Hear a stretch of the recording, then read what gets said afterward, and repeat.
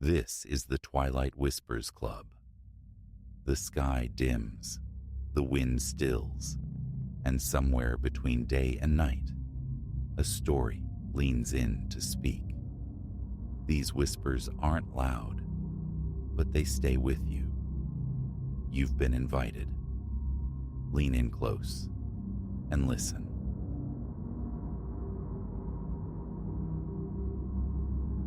The street lamps sputtered into orange existence, bleeding elongated shadows onto the cooling asphalt as Eliza rounded the corner onto her block. She pulled her satchel tighter, a sudden urgency quickening her stride. The library had held her captive longer than intended.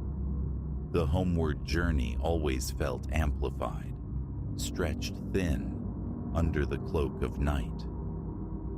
That's when the disturbance registered, a flicker at the edge of her sight, a shape swathed in a dark hoodie, loitering half a block distant. Don't be foolish, she chided herself. Just another soul navigating the evening tide, same as her. Yet, a certain deliberation in its movement, an unnerving focus in its posture, sent an icy filament tracing down her spine. Her pace increased, her heart beginning a frantic tattoo against her ribs. The crisp percussion of her boots on the pavement seemed deafening in the enveloping stillness. She fought the primal urge to look back, fixing her gaze on the intersection shimmering ahead. Only 3 more blocks. Her sanctuary awaited. Reaching the corner, a swift, stolen glance over her shoulder confirmed her fear. Breath hitched. The hooded silhouette had halved the distance, a mere 20 feet separating them now. It wasn't coincidence. Pursuit. Raw panic detonated within her. Calculation abandoned. She broke into a sprint, the sound of heavier footfalls echoing hers, confirming the chase. Her thoughts scrambled, mirroring the frantic pump of her legs. Scream. Wave down a passing car? The apartment building loomed so close, agonizingly close, yet potentially insurmountable. Fingers scrabbled for her phone, nearly fumbling it onto the concrete. As the emergency number hovered beneath her thumb, a voice sliced through the night air. "Hey, hold on a second." Against every screaming instinct demanding flight, her momentum inexplicably faltered. That voice, a resonance she recognized. Pivoting, fingers still poised over the call button, she watched the hooded figure jog closer, hands lifted in a placating gesture. He drew near, pushed back the concealing fabric. A familiar face materialized from the gloom. Leo. The name escaped her lips, a gasp tangled with relief and sharp confusion. What on earth are you doing? Leo, her neighbor from 2 floors below, offered a sheepish grimace. Apologies. Truly didn't mean to spook you. Spotted you walking, thought I'd catch up. Wanted to give back that book you lent me. He extended a paperback, the very novel she'd passed him the previous week. Eliza accepted it, her hands trembling, mind still reeling from the abrupt shift. You chased me through the dark to return a library loan? The incredulity was thick in her voice. He had the decency to flush. Yeah, sounds pretty dim when you put it like that. Genuinely sorry. Didn't clock how it must have looked until you bolted. A shaky laugh escaped her, adrenaline slowly receding like a tide. Right. Well, next time, maybe just wait till we're both inside the building. He nodded with earnest conviction. Absolutely. Lesson learned. Can I, at least escort you the rest of the way? Promise to maintain a respectable, non-chasing distance. A moment's hesitation, then a reluctant nod. Despite the terror he'd inadvertently induced, Leo was a known quantity. Harmless, if occasionally lacking social calibration. They covered the final blocks in a stilted silence punctuated by awkward murmurs about the returned novel. Eliza couldn't shake the reflection. How swiftly dread had consumed her. How easily the mundane had warped into menace within her own mind. Yet, even as she mentally chastised her overreaction, a persistent whisper insisted she'd been right to fear.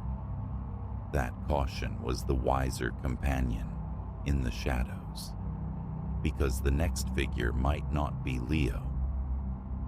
At the building's entrance, she murmured a good night, her fingers still betraying a slight tremor as she wrestled with the lock. Ascending the stairs, a silent thank you went out to her parents for those long-ago self-defense lessons. Unneeded tonight, perhaps, but the ingrained confidence had likely been the dam holding back total hysteria. Inside her apartment, the door secured behind her, she leaned against the solid wood, exhaling a long, shuddering breath. Fear ebbed, replaced by a strange, almost giddy relief. Safe. A misunderstanding, nothing more. But as she prepared for bed, the unease lingered, a stubborn residue. The memory of pure, visceral terror, the certainty of malicious pursuit, clung persistently. Sleep proved elusive. Tossing, turning, every creak of the old building, every distant siren, became magnified, suspect. Around 2 a.m., defeated, she rose to brew tea. Waiting for the kettle's whistle, she found herself drawn to the window, gazing down at the street below. Empty now, bathed in the jaundiced glow of the lamps. Peaceful, ordinary. It defied belief that mere hours ago, this same vista had seemed fraught with peril. Then, movement. A solitary figure, striding briskly along the opposite pavement. Her pulse leaped before she consciously reined it in. Late shift worker, early jogger. Normalcy asserted itself, but as she watched, the figure halted, turned its head with glacial slowness, looked directly up, towards her window. Eliza recoiled, stumbling back, heart hammering against her ribs. Impossible. 4 floors up, lights extinguished. She couldn't be visible. And yet, that undeniable sense of being seen. She forced another look. The street lay vacant, utterly empty. Had she conjured it? Was her mind still echoing with the earlier fright, fabricating threats from shadows? Shaking her head, she tried to dispel the absurdity. This was paranoia spiraling. Daylight would shrink these fears back to manageable proportions. But crawling back into bed, the tea cooling forgotten on the nightstand, she couldn't dislodge the feeling that some fundamental balance had shifted, that the world now held deeper, more treacherous shadows, concealing possibilities, both real and imagined. The ensuing days were lived through a filter of hyper-awareness, a constant involuntary scan of her surroundings, a flinch at sudden sounds. She altered her routes home, purchased pepper spray that felt alien and heavy in her bag. Friends noted her skittishness, their concerned inquiries deflected with vague assurances. How could she articulate a fear born of an event that hadn't truly happened? A week after the encounter with Leo, the unsettling sharpened into the truly disturbing. Homeward bound from the grocer's, arms burdened, she felt it. That electric prickle on her nape, the unmistakable sensation of being observed, a casual sweep of her gaze, feigning nonchalance. The street bustled with the typical evening flow, nothing amiss, except there. Across the road, half a block back, a hooded figure mirroring her pace. Her breath snagged. No, a coincidence. It had to be. She subtly increased her speed, her heart thudding a heavy rhythm. From the corner of her eye, the figure matched her acceleration. No, not again. Veering abruptly into a brightly lit convenience store, she pretended interest in a magazine rack, eyes covertly tracking the street outside. The hooded figure passed, head straight, gaze fixed forward, making no acknowledgement of the store. A ragged sigh escaped Eliza. See? Just someone walking. They hadn't been following. After lingering a few minutes more, she exited, casting nervous glances both ways. No sign of the figure. Feeling faintly ridiculous yet profoundly unnerved, she hurried the remaining distance. It was while fumbling with her apartment key that she saw it. A small square of paper, folded precisely, wedged into the doorframe. Fingers trembling, she unfolded it. Stark block letters spelled out, "I see you." Ice water sluiced through her veins. This wasn't real. A prank, a mistake, anything but the chilling implication.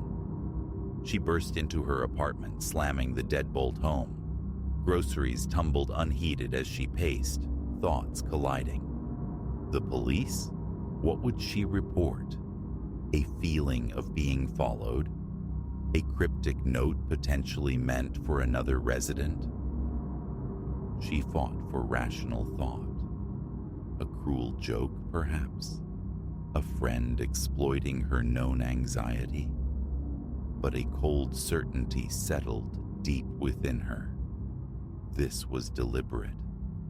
Someone was watching, tracking her movements, and they wanted her aware of their presence.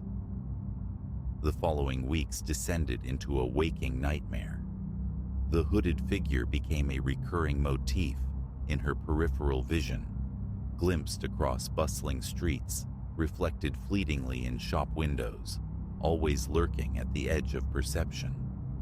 More notes materialized, always watching. You can't hide. I'm getting closer. Sleep became a forgotten luxury. Every creak, every footstep outside her door sent jolts of adrenaline through her. Friends and family voiced escalating worry, but the words to explain remained locked inside her, trapped behind a wall of disbelief and terror. The breaking point arrived on a rain-slicked night.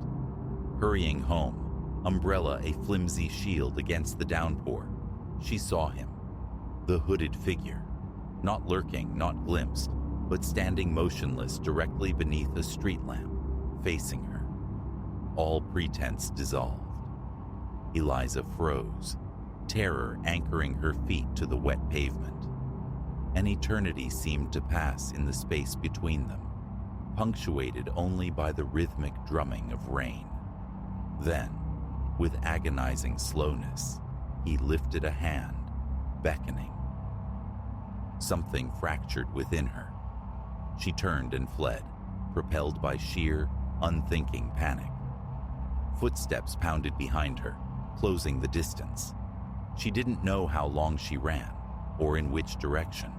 Only that escape was the sole imperative. Suddenly, a hand clamped onto her arm, spinning her around.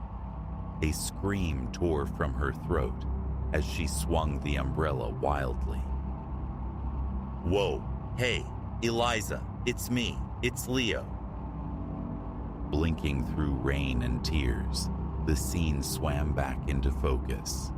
Leo stood before her, breathless, his expression a mixture of concern and alarm. "Are you all right? I saw you running like the devil was after you." Her gaze darted frantically around. The street held only a few curious onlookers, drawn by the commotion. No hooded figure. No one. Did you see him? Following me?" she gasped. Leo shook his head, bewildered. "See who? No, it was just you out here. What's going on? You've seemed off for weeks now." The adrenaline surge crashed, leaving her weak-kneed, adrift in confusion. Had it all been conjured by her frayed nerves? Was she losing her grip on reality? As Leo walked her back towards the building, gently probing for explanations she couldn't possibly provide, a decision formed. Tomorrow she would seek help, speak to a professional. Because whether the threat resided in the external world or solely within her own mind, this suffocating fear was unsustainable. But as they reached the sanctuary of her building, she cast one final involuntary glance back down the rain-washed street. And there, nestled deep in the shadows across the way, almost imperceptible, she saw it, or thought she saw it. A flicker of darkness, the suggestion of a hooded form, watching, waiting. Real or imagined, the nightmare was far from concluded.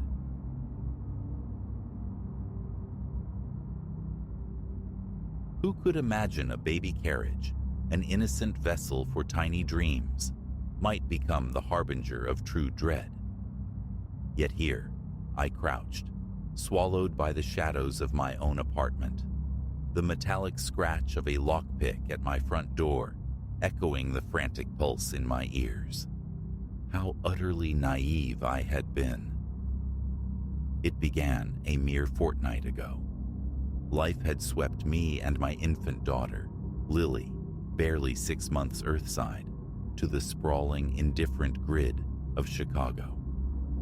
Funds were a scarce commodity, a constant whisper of worry, and a stroller was non-negotiable. New models mocked my bank balance, gleaming symbols of unattainable ease. So, I navigated the labyrinthine depths of Craigslist.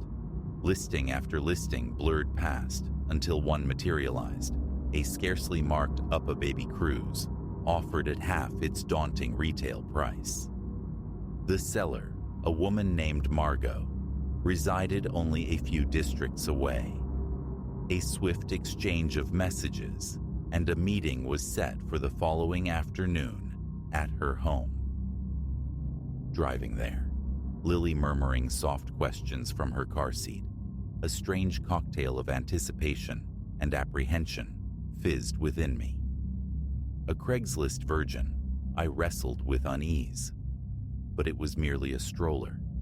Surely, it was fine. Margot's building loomed in an unfamiliar quarter of the city, its brick facade weary, paint flaking like sunburnt skin, iron bars guarding lower windows like grim teeth. I triple-checked the address scrawled on a sticky note, inhaled the city's gritty breath, and rapped sharply on the designated door. A woman, perhaps mid-30s, opened it, her smile a sudden, surprising warmth. "You must be Clara," she offered. "Do come in. I'm Margot." A flicker of hesitation, then I stepped across the threshold, clutching Lily tighter. The apartment, though cluttered, possessed a certain tidiness. Toys lay strewn like colorful shrapnel across the floor. From behind a sofa, a small toddler regarded us with wide, solemn eyes. "My Elodie," Margot explained with a gesture. "Just turned 3. They rock it up, don't they?" I managed a nod, the knot in my stomach loosening fractionally. Astoundingly fast. Lily's already half a year old. It feels impossible. Margot guided me toward the living room where the stroller stood, a promise fulfilled. It surpassed the digital images, pristine, barely hinting at prior use.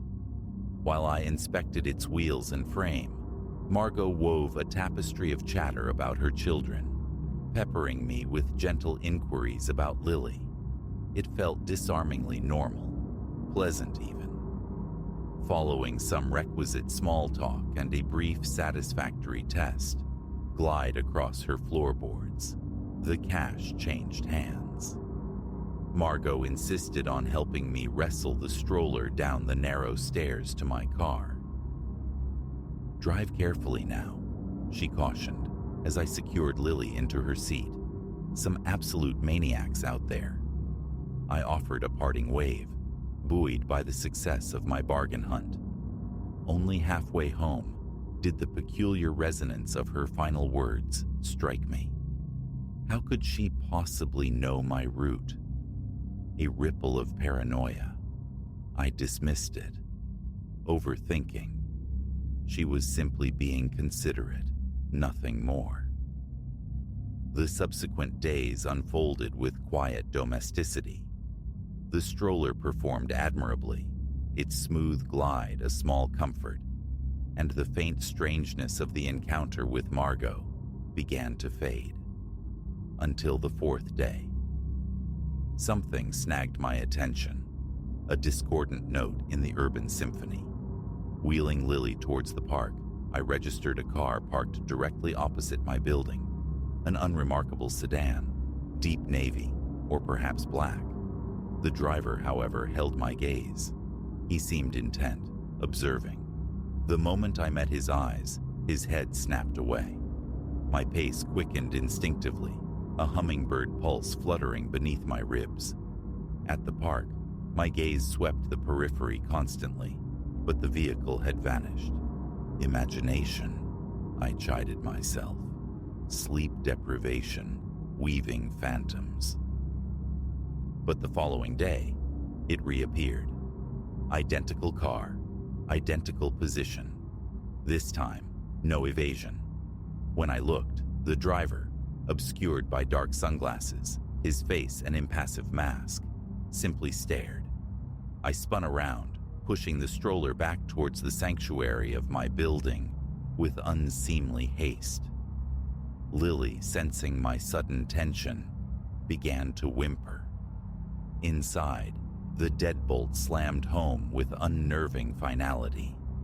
I immediately dialed my closest friend, Maya. "Am I losing my mind?" I pleaded after spilling the story, the words tumbling out in a rush. Maybe it's just exhaustion making me see patterns where none exist. Maya's voice, usually laced with easy humor, was taut with concern. "Clara, no. That's not crazy. That's deeply unsettling. Have you noticed this car before, even fleetingly?" I cast my mind back. Now that you ask, maybe. I wasn't really looking before. A glacial tremor traced its path down my spine. Oh God, Maya, what if they've been watching me this whole time? Right, okay, deep breaths, Maya instructed, though her own anxiety vibrated through the line. Could still be coincidence, long shot, but possible. Just to be safe, switch up your routine completely for a few days. See if it persists. We agreed, making plans for her to visit that weekend. After ending the call, I crept towards Lily's crib. She slept, blissfully unaware, a small island of peace in her mother's rapidly rising tide of fear. The next morning, eschewing our customary walk, I drove to a cafe nestled in an entirely different neighborhood. Seated by the window, the warmth of a latte seeping into my chilled hands, Lily babbling contentedly beside me, a fragile sense of calm began to return. Perhaps I had overreacted. Then, my blood turned to ice. The car, parked across the street, partially shielded by a hulking delivery van. My hand trembled violently, coffee sloshing over the cup's rim onto the saucer. My fingers fumbled for my phone, poised to call Maya, the police, anyone. But as my gaze flickered back, the sedan was smoothly pulling away from the curb. I caught a fleeting profile of the driver. A man, yes, but not the same one. A different face behind the wheel. Sleep became a forgotten luxury that night. Every creak of the old building, every distant siren, every car door slamming shut on the street below sent jolts of adrenaline through me. I checked the locks compulsively, drew the curtains tight as shrouds, and positioned Lily's crib directly beside my bed. Dawn arrived, finding me hollow-eyed and frayed. A decision hardened within me. Ignorance was no longer bearable. I needed to understand. I called work, fabricating a sudden illness, then prevailed upon my neighbor, Mrs. Davies, to watch Lily for a couple of hours. "Are you quite well, dear?" Mrs. Davies inquired, her brow furrowed with concern as I handed over my daughter. "You look utterly drained." I manufactured a weak smile. "Just feeling a bit off. Going to pop by the doctor." My destination, however, was Margot's apartment building. No concrete plan formed in my mind, only a desperate conviction that the answers lay at the source. Parking across the street, a surge of adrenaline hit me as Margot emerged from the building entrance. Alone. No sign of Elodie. I sank lower in my driver's seat, observing as she unlocked and slid into a car, the very same dark sedan that had haunted my periphery. My heart hammered against my ribs as I pulled out, maintaining a cautious distance, following her. Her route led to a dilapidated strip mall festering on the city's fringe. As Margot exited her vehicle, a man materialized, approaching her with purpose.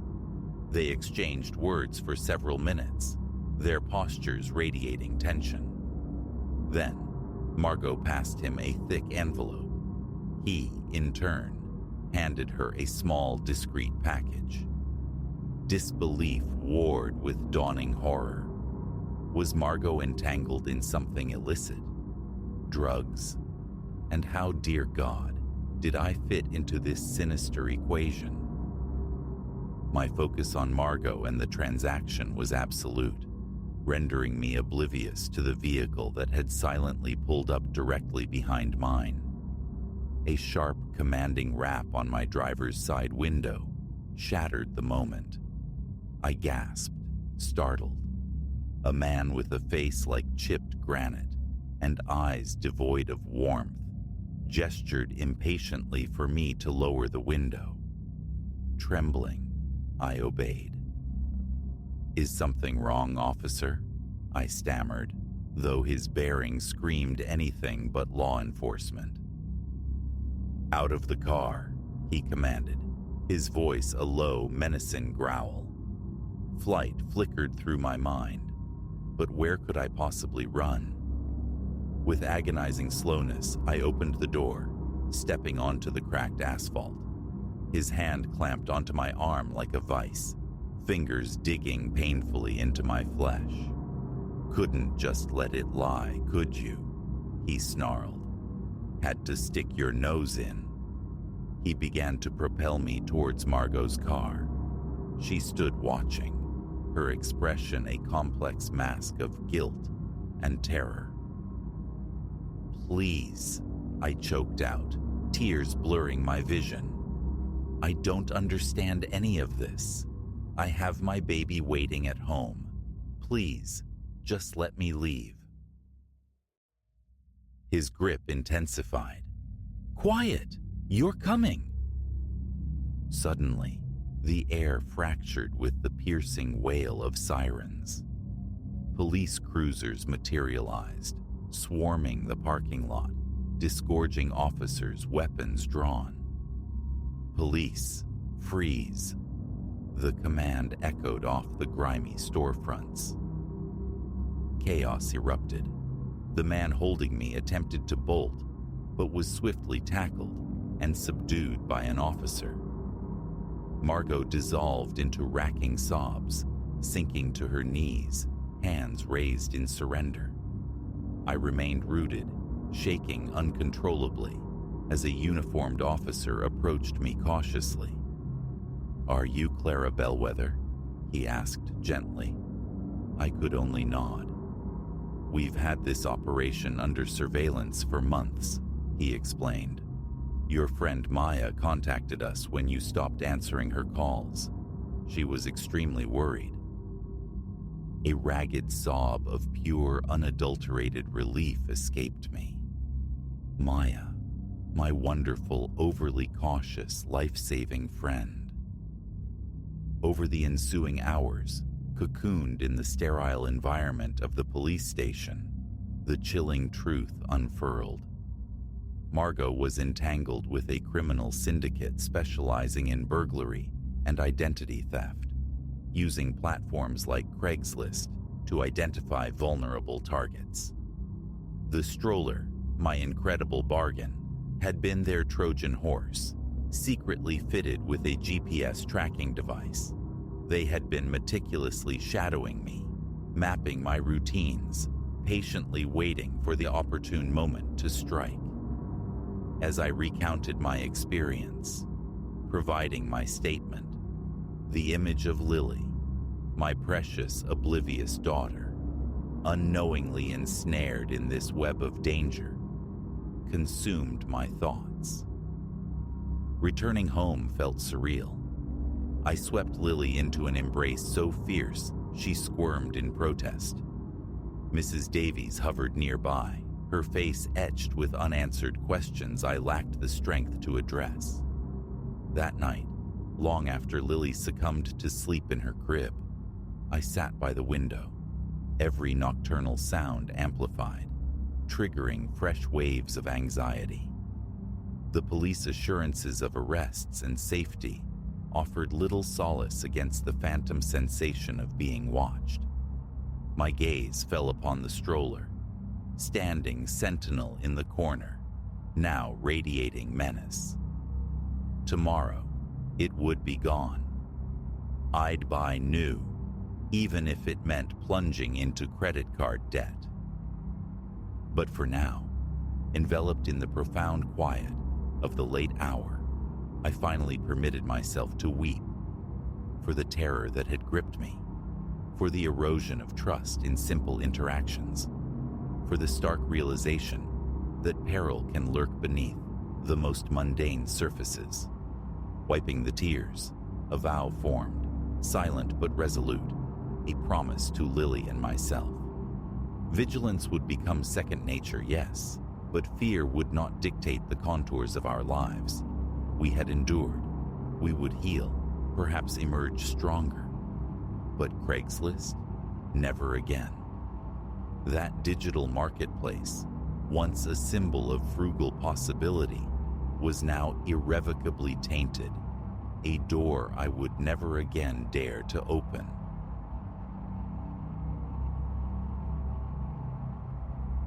My senses, once anchors in the tangible world, now drift unmoored. Time was, I trusted the evidence of sight, the testimony of hearing, the solid confirmation of touch.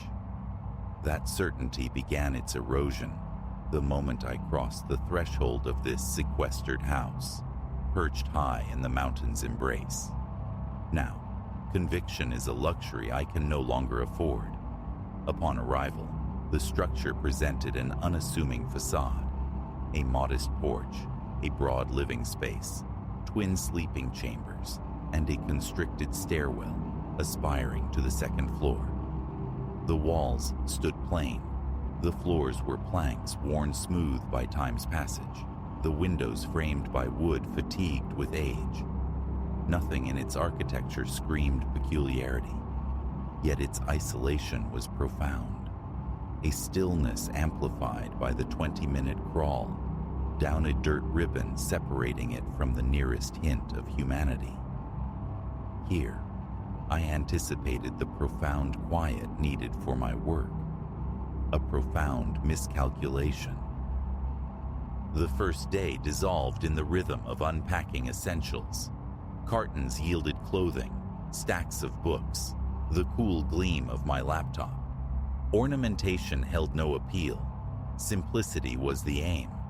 I tested the windows. Did they yield without protest? Assessed the faucets. Did water flow?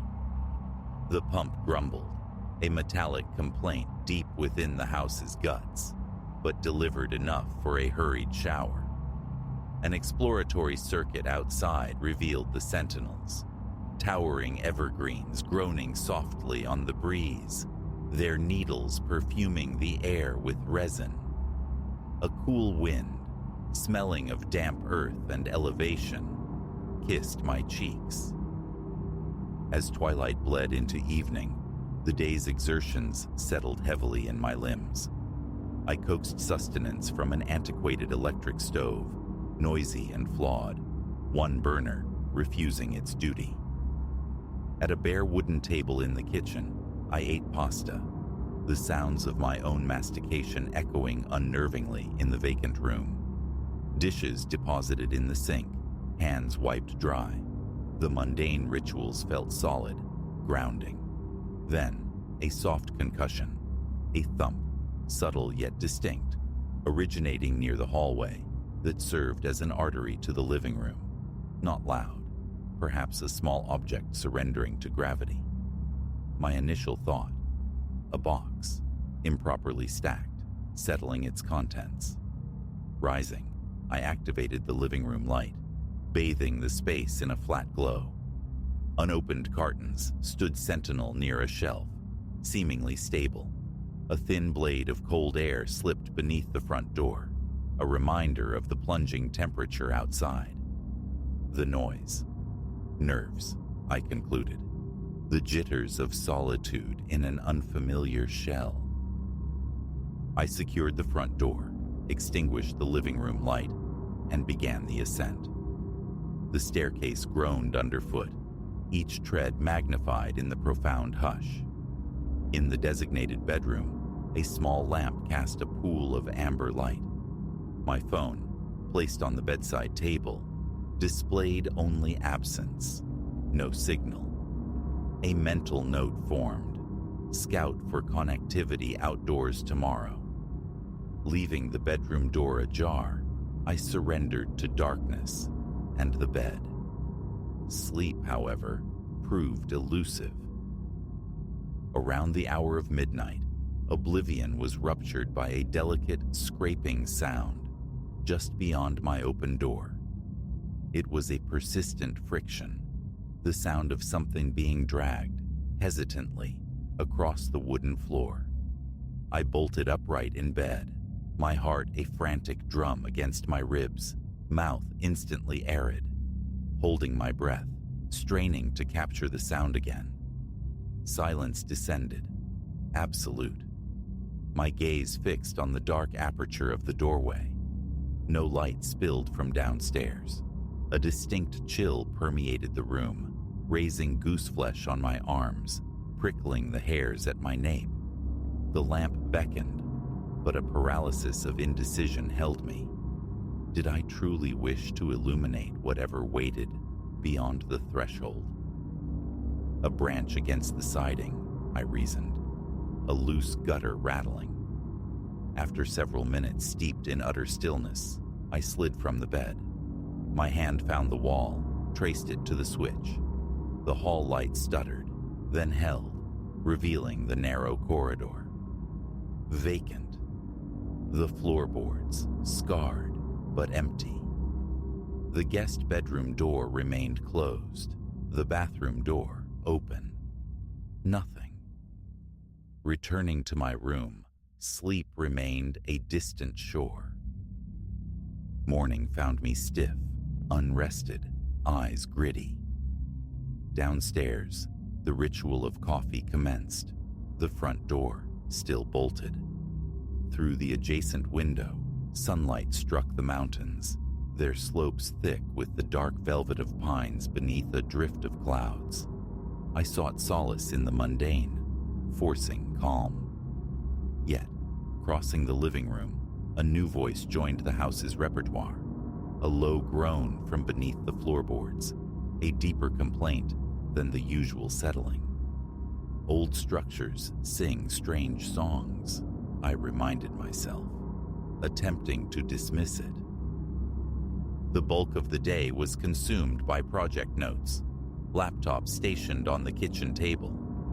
My hearing strained for anomalies, but only the wind's sigh through the evergreens and the refrigerator's intermittent hum broke the quiet.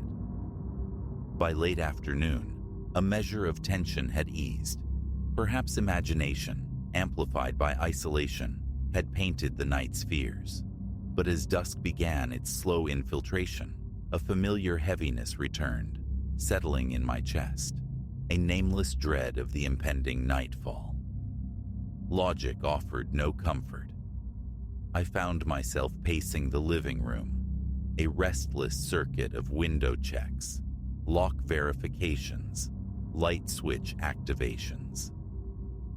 When the sun finally relinquished its hold, I countered the encroaching dark by igniting every lamp, every overhead fixture. Kitchen, living room, hallway, all blazed, pushing back the shadows. I walked through each room deliberately, a slow patrol meant to reassure myself of its emptiness. Closet doors were pulled wide upstairs, the shower curtain drawn back. Nothing. Void. Later, seated at the kitchen table with a sandwich, my stomach remained clenched. Half-eaten, it lay abandoned. That's when the tapping began, against the living room window glass. Brief, erratic. Tap, tap, pause, tap. My chest constricted. Standing abruptly, heart accelerating, I stared towards the living room. The sound persisted a few moments more, then ceased. Rounding the corner, I approached the window. My own reflection stared back, superimposed over the lamp's glow. Outside, darkness consumed detail. Leaning closer, scanning the perimeter. No branch seemed capable of such a deliberate cadence. A cold dew slicked my forehead. Breath grew shallow. Wind? An insect? A nocturnal bird? Stepping outside, phone flashlight cleaving the darkness, the cold air bit. Silence reigned. I circled to the side of the house. Nothing near the window. No stray limb. No discernible cause for the rhythmic disturbance. A profound unease prickled my skin out there, exposed beneath the vast, indifferent night. I retreated quickly indoors. Sleep was now unthinkable. Another cup of coffee brewed, a futile attempt at distraction. In a specific corner of the kitchen, a single bar of service flickered to life on my phone. A message from a friend. Settling in. Okay. My thumbs tapped out a lie. Everything's fine. Though they trembled. Staring into the steam rising from my mug, I listened to the frantic pulse in my own ears. Around 10, the hallway stirred again. Footsteps, lighter than mine, softer than any adult tread. A slow, hesitant progression along the corridor floor. My muscles tensed, goose flesh rising anew, mouth dry, breath held captive. Rising from the chair, I edged towards the living room entrance. The footfall ceased, peering around the corner. Emptiness. The corridor light shone on bare boards. Then, a soft rustling. like fabric brushing against a surface, though no fabric, no form, was visible. My skin felt clammy cold, eyes strained, watering slightly, and then I saw it, a subtle wavering at the far end of the corridor, near the staircase. Not smoke, not heat haze, but a distortion, an anomaly in the air itself. It seemed to sway, oscillating gently. My heart hammered. A word tried to form, caught in my constricted throat. Hello? It emerged cracked, fragile. The distortion flickered, seemed to momentarily thin, and then it simply wasn't there. The corridor was empty, static. I stood frozen, pulse thundering. A knot tightened in my stomach. What had I witnessed? A part of me screamed to flee, yet roots held me fast. This was my place now. I had to understand. Walking to the stairs, I flipped the switch for the upper landing, bathing it in light. Is anyone there? Silence answered. I climbed, each riser creaking its protest. Reaching the top, I surveyed the upper hallway. Empty. Both bedroom doors stood open. The guest room held only a few stacked boxes, no furniture. Shining my phone's beam into the corners revealed nothing but dust motes dancing in the light. Yet, the fine hairs on my arms lifted. I closed the guest room door firmly and retreated to my own bedroom. Perching on the edge of the mattress, I fought for breath, thoughts racing. Deny it? Impossible. Something intangible shared this space, something that moved and made sound. What did it mean? My chest felt tight, the pulse in my throat insistent, rubbing my eyes trying to clear my vision, and then, impossibly close, a whisper brushed the air directly behind me, a single drawn-out word, incomprehensible but undeniably present. I leaped up, spinning around. Nothing. Heart slamming against my ribs, scanning the floor, the air. A peculiar cold spot seemed to linger near the foot of the bed. Breath hitched. Backing away, I stumbled into the hall, pulling my bedroom door shut behind me. Leaning against it, legs trembling. A plan began to form, fragile but necessary. This presence, whatever its nature, seemed to crave attention. Calmness, observation, perhaps it would reveal more. Descending the stairs once more, legs unsteady, palms slick against the railing, I left the lights burning. Living room, corridor, kitchen, islands of defiant brightness. I sat at the kitchen table, waiting. My stomach churned, replaying the image of the hallway's shimmer. An hour crawled by, silent. A sliver of relaxation began to unspool, only to be snapped taut as the overhead kitchen light flickered, once, twice, then steadied. My gaze shot upward. Then, from the living room's direction, another soft thump. More muffled this time, like a gentle knock from within. Rising, I moved into the living room. The lamp cast its warm circumference over the couch, the small coffee table. Scanning the familiar space. Nothing amiss. Until my eyes fell upon the door to the small closet tucked beneath the staircase. It stood slightly ajar. I distinctly remembered securing it earlier. Now, a gap of several inches invited inspection. Approaching, heart rate accelerating, I reached for the knob. My hand felt damp, unsteady. Pulling the door open, I swept the phone's beam inside. Shelves held cleaning supplies, a few empty boxes. One carton lay on the floor, tipped onto its side. Kneeling, I confirmed its emptiness. It looked disturbed. A faint rustling whispered from behind the remaining boxes. Light revealed nothing. As I straightened, my gaze caught a flicker in the large mirror mounted on the opposite wall. A movement behind me, near the end of the couch. I spun, flashlight beam stabbing the air. The couch stood solitary, My breath came in ragged gasps. For a fleeting second, had I glimpsed a human-esque outline crouched low beside the furniture. My eyes stung, chest tight, frozen, listening, silence. Then, unmistakable, a cool displacement of air slid past my left shoulder. Gentle, yet enough to stir my hair. Pulse surged, turning sharply, beam sweeping. Only empty space greeted me. Mouth parched, I swallowed hard. Adrenaline throbbed in my temples. I had to speak again. "What do you want?" The question quavered. My hands shook. Addressing empty air felt absurd, yet what other recourse remained? Seconds stretched into silence.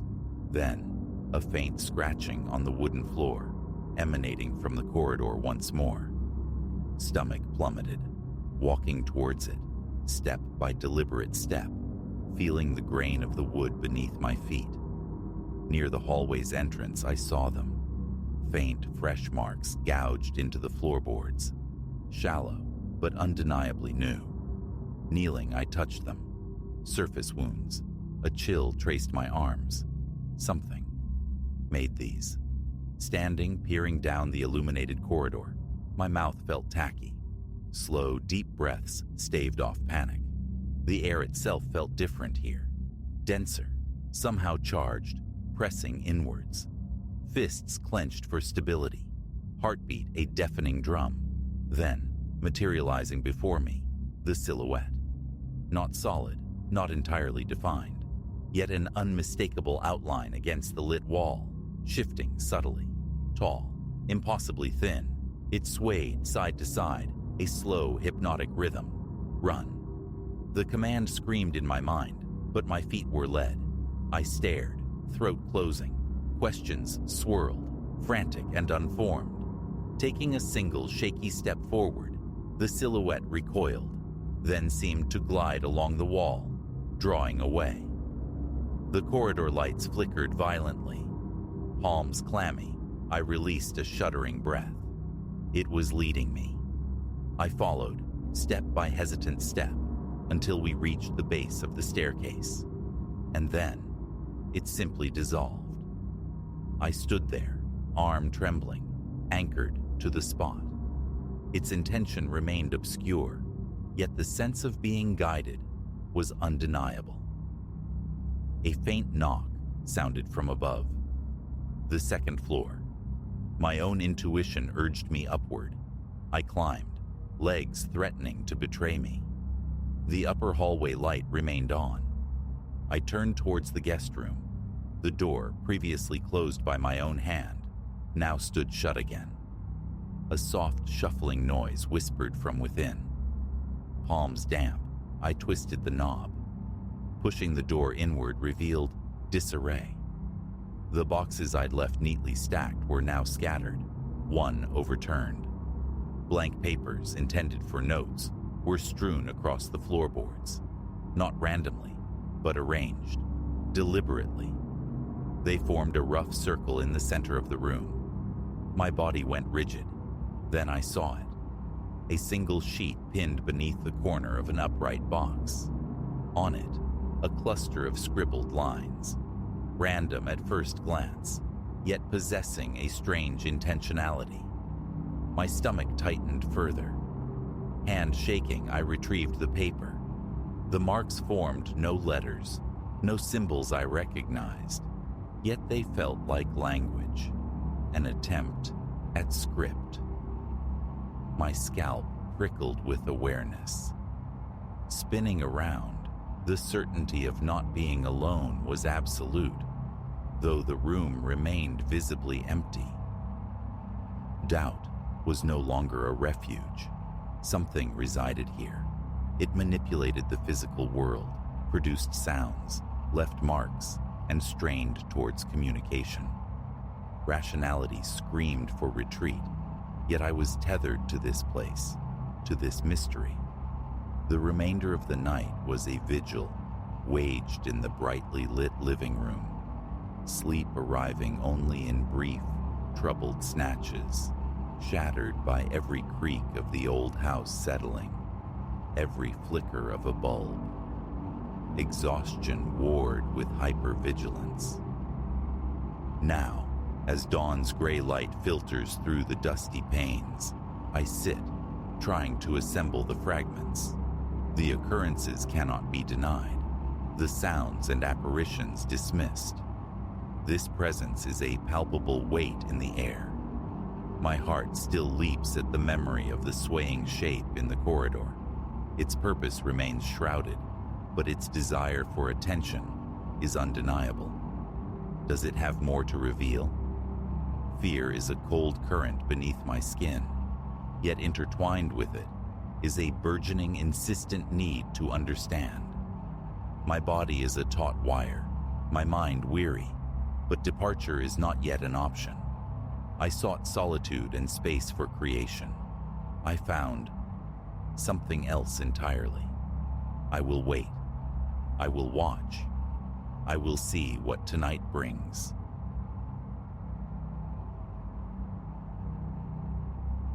That corridor, its pervasive chill, should have been my first true warning. A 3-bedroom Victorian jewel in San Francisco's labyrinthine heart, offered at a price that whispered deceit, an irresistible lure for the financially strained. Now, 3 months have bled away, and I find myself typing these words within the sterile confines of a highway motel. The house itself, a receding psychic bruise, I cannot endure another moment within. This chronicle is my attempt at anchorage, a desperate charting of unbelievable shores. It began under September skies, when a classified listing shimmered like a heat mirage. The location, an easy pilgrimage to my new temple of code, possessed an affordability contingent only on the division of its burden. Through the flickering constellations of online housing groups, I converged with Leo and Julian. A swift camaraderie bloomed, rooted in the shared dialect of algorithms and the crushing gravity of Bay Area rents. Leo, a sculptor of user interfaces by trade, sought solace on sheer rock faces during his off hours. Julian, an architect of unseen digital frameworks, coaxed melodies from electric strings in the city's smoky alcoves, seemingly grounded men. Our cicerone was Mrs. Petrov, a woman whose face bore the fine etchings of time. She ushered us through the 1920s structure, one deceptively luminous afternoon. The house, a grand dame past her prime, wore her imperfections openly, wallpaper peeling like sunburnt skin, floorboards that groaned secrets with every footfall, the inescapable perfume of accumulated decades clinging to the air. Yet, an undeniable grace lingered in the high ceilings, the time-polished sheen of original hardwood. Downstairs lay the communal spaces, living room, kitchen. Upstairs, 3 sleeping chambers radiated from a long, narrow passage, culminating in the shared washroom. But that hallway, even as sunlight streamed generously elsewhere, this artery remained steeped in an intrinsic, peculiar gloom. Mrs. Petrov activated the switch. A lone overhead bulb wept a sickly, jaundiced light that faltered mere yards from its source, surrendering to the shadows. A simple matter of replacement, I assumed. The previous occupants were decent folk, Mrs. Petrov remarked, her gaze drifting as the lease awaited our signatures. 2 years they resided, departed rather suddenly. Work relocation was the given reason. A subtle hesitation, a fleeting shadow in her eyes. These old buildings, they have their voices, settling sounds, nothing more. We staked our claims the following weekend. Leo chose the room nearest the stairs, Julian the central berth, leaving me the final chamber. buffered only by the bathroom at the corridor's far end. The initial weeks unfolded in the mundane cadence of unpacking boxes and establishing rhythms. Sunlight, prodigal in every other room, treated the upstairs hallway as forbidden territory. It existed in a perpetual state of twilight, indifferent to the hour or the weather's whims. I replaced the inadequate bulb with a potent LED, a modern eye against the encroaching dimness. The effect was negligible. The light seemed devoured. Scant feet from the fixture, as if the very air possessed a tangible thickness, a light-absorbing viscosity. Quirks of architecture, I told myself. Peculiar angles casting long shadows, or perhaps layers of dark pigment beneath the paper, patiently drinking the photons. The first tremor occurred roughly a month into our tenancy. I was returning late from the digital salt mines, the house hushed near the 11th hour. Leo was visiting his girlfriend, Julian, lost to the thrum of his band across town. Ascending the stairs, navigating that shadowed vein of the house, a whisper feathered against my hearing, almost lost in the timber's groan. Here. A shard of ice pierced my composure. I spun around. The corridor stretched behind me, vacant, swallowing the meager light. Exhaustion, I rationalized. The house merely exhaling its age. I quickened my pace, the decisive click of my bedroom lock, a small defiance against the quiet. In the subsequent weeks, the phenomenon became a recurring visitor, materializing only in solitude, under the concealing shroud of night. Sometimes, incoherent murmurs, like confessions whispered through water. Other times, chillingly distinct fragments snagged the silence. Stay. Watching. Closer. A subtle dread began to dictate my movements. I found reasons to linger downstairs, manufacturing tasks until Leo or Julian returned, their presence a perceived talisman against the unseen as I finally ascended. The whispers were discerning, never manifesting for others.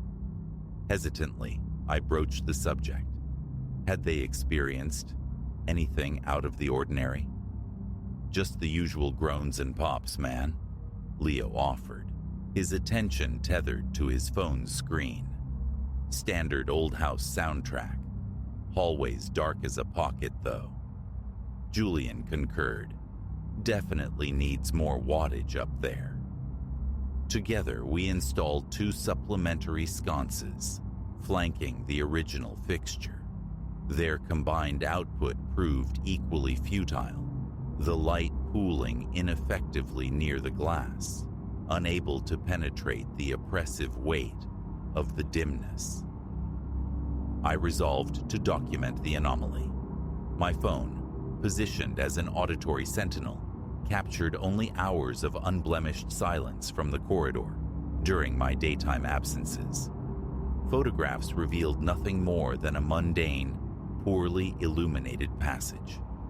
Yet, the whispers grew bolder, gaining clarity, insistence. Then arrived a night deep in December, the dead hours stretching towards dawn, a necessary visit to the bathroom. As I passed Julian's closed door, a voice, unnervingly clear, cut through the stillness. Don't you want to know why? My heart hammered a frantic rhythm against my ribs as I whirled. The corridor seemed to have drawn the light into itself. The fixtures glowed like distant dying stars across an impossible expanse. The darkness between them was no longer mere absence, but possessed a palpable texture, a near liquid density. Did I imagine a ripple disturbing its surface, like movement in still black water? Is someone there? My voice emerged as a fragile quaver. Silence answered, stretched taut. Then, impossibly close, directly behind my shoulder. "We've been waiting for you." Primal fear lent velocity to my limbs. I fled into my room, slammed the door, and jammed my heavy desk chair beneath the handle, a pathetic fortification. Sleep became an impossibility. I lay besieged by the amplified creaks and groans of the ancient structure, bathed in the glare of every lamp I owned. Dawn arrived, painting the world in hues of normalcy. Downstairs, Leo and Julian, untouched by the night's events, debated weekend plans over steaming mugs. Seeking concrete answers, I immersed myself in the building's history at the city archives. Amidst the dancing dust motes and the scent of decaying paper, I traced its lineage. Erected 1924. First owner, Arthur Finch, a merchant of some description, dwelt here with his wife until his death, within these very walls, in 1947. Subsequent records showed a chain of ownership transfers, devoid of any recorded tragedies, violent crimes, or unsettling disappearances. A history scrubbed clean of overt darkness. I unearthed Mrs. Petrov's telephone number. "The tenants before us," I began, striving for a neutral tone. "Their actual reason for leaving, was it truly just the job opportunity?" A pregnant silence hummed over the line. "They found the property. Did not suit their needs," she replied, her words carefully chosen. "Did they mention the hallway? Did they speak of hearing things?" Another pause, longer, heavier. "Old houses settle, Silas.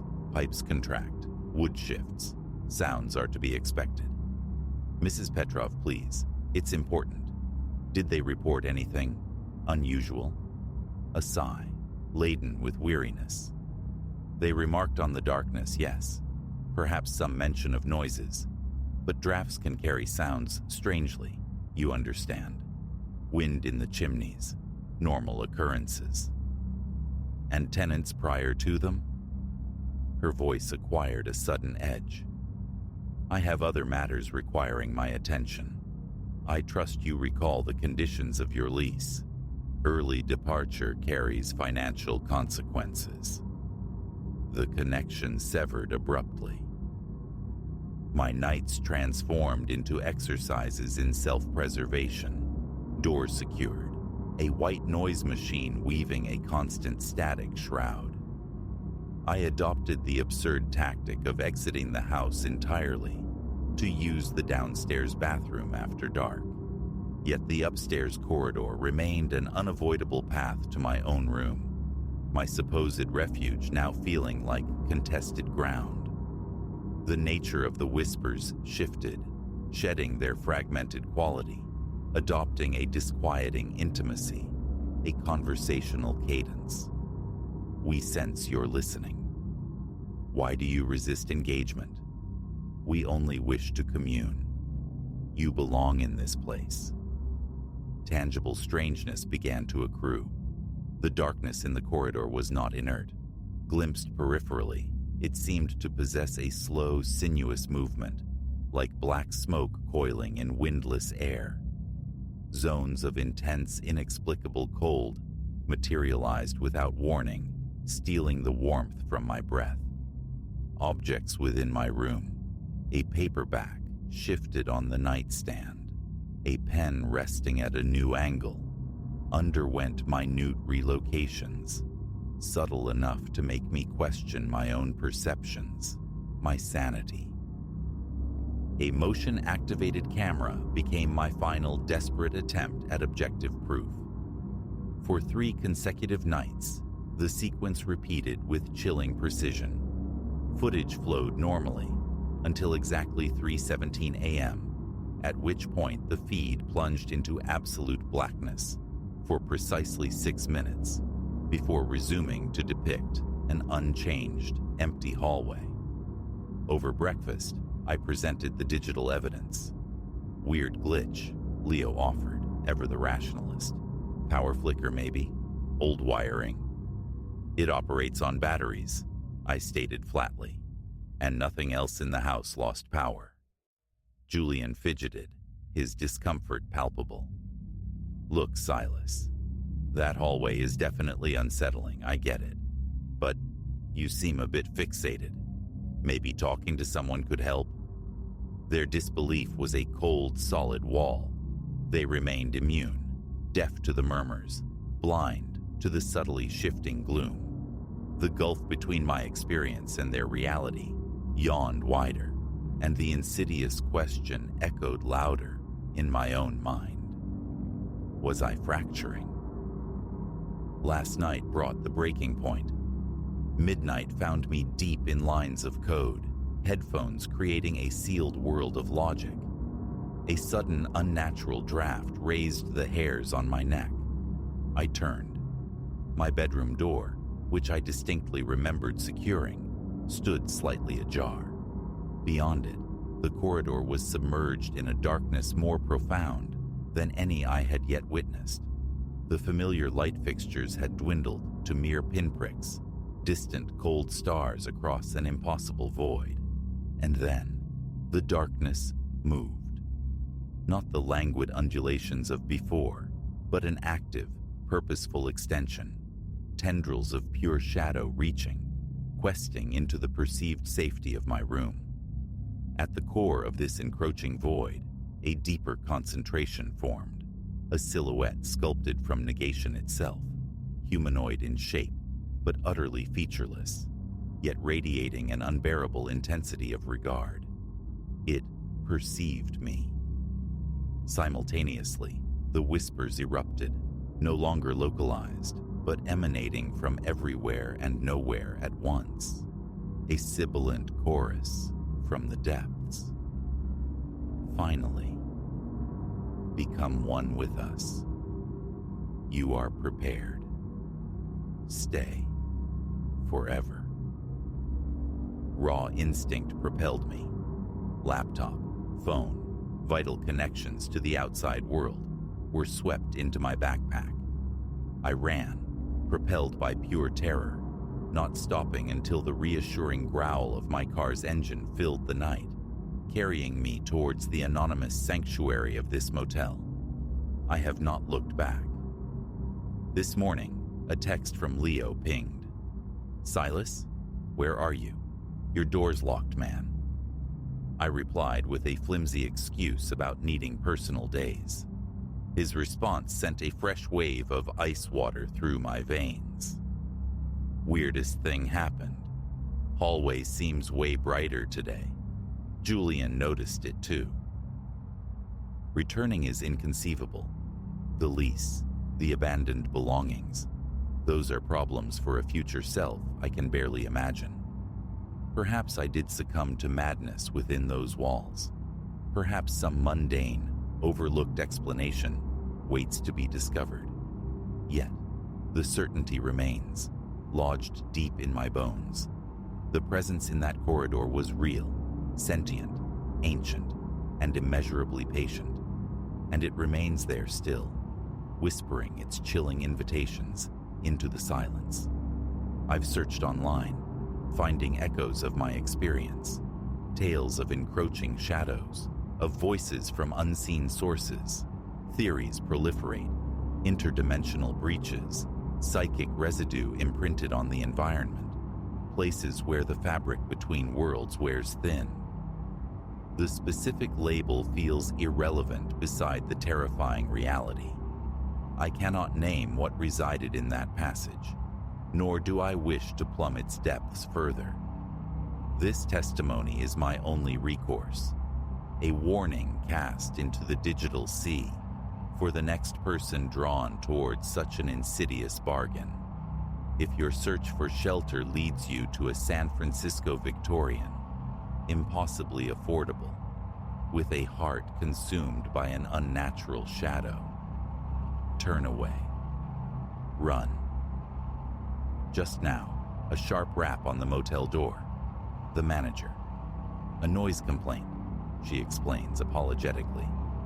Other guests reported disturbing whispers, coming from my room, but I have been entirely alone since arrival. The air in here suddenly feels colder. I have to leave this place. Now.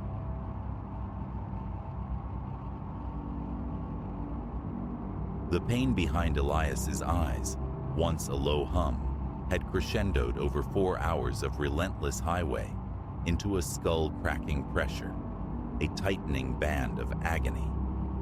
Salvation, he prayed, lay coiled within the amber plastic vial, nestled deep in his glove compartment. A prescription penned months prior, a contingency never deployed until this desperate night. All that stood between him and relief was a pharmacy, any pharmacy, willing to dispense its promise. Then, a beacon against the deepening twilight, a small solitary structure punctuated by the faint emerald glow of a caduceus. Above the door, etched letters, weathered by time and neglect, spelled out Ashworth and Sons Apothecary. Relief washed over Elias, potent enough to sting his eyes. Though the building slumped with age, a hesitant flicker in the window declared it open. The chime of a tiny bell above the door announced his arrival, a delicate sound immediately swallowed by the atmosphere within. A peculiar odor saturated the air, the sharp tang of sterilizing agents overlaid with something else, something faintly coppery, like old pennies. Fluorescent tubes mounted overhead sputtered and buzzed, bathing the dust-laden shelves, crammed with tinctures and forgotten remedies, in a wan, unhealthy light. Presiding over this hushed domain, behind a worn wooden counter, stood a figure in a stark white coat. Wisps of silver hair lay carefully arranged across a gleaming scalp. He remained engrossed in his task, scratching entries into a vast leather-bound ledger, a relic from another era, his movements precise, almost robotic. "Excuse me," Elias ventured, his voice echoing unnaturally in the stillness. "I need this prescription filled." He proffered the slip of paper. The man looked up. Elias felt an involuntary urge to recoil. His eyes, a washed-out, indeterminate gray, seemed devoid of color, and unsettlingly, they rarely blinked.